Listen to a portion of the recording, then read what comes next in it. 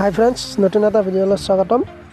আজি এইটো এছাম টাইপ হাউচৰ ফাউণ্ডেশ্যনটো আপোনালোকক দেখুৱাইছোঁ আৰু এই ফাউণ্ডেশ্যনটোৰ আপোনালোকৰ মেজাৰমেণ্টটো কিমান দিয়া গৈছে এইখিনি আপোনালোকক জনাই যাম। আপোনালোকৰ ভিডিঅ'টো শেষলৈ চাই যাব।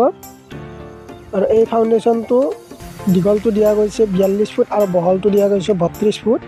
ইয়াত ৰুমত 4টা ৰুম বনোৱা গৈছে প্লাছ কিটচেনটো 5টা ৰুম হয়।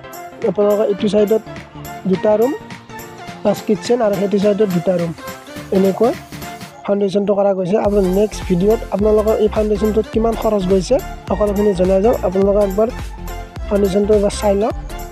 আৰু ইয়াৰ পিনৰ হাইট দিয়া গৈছে 4 ফুট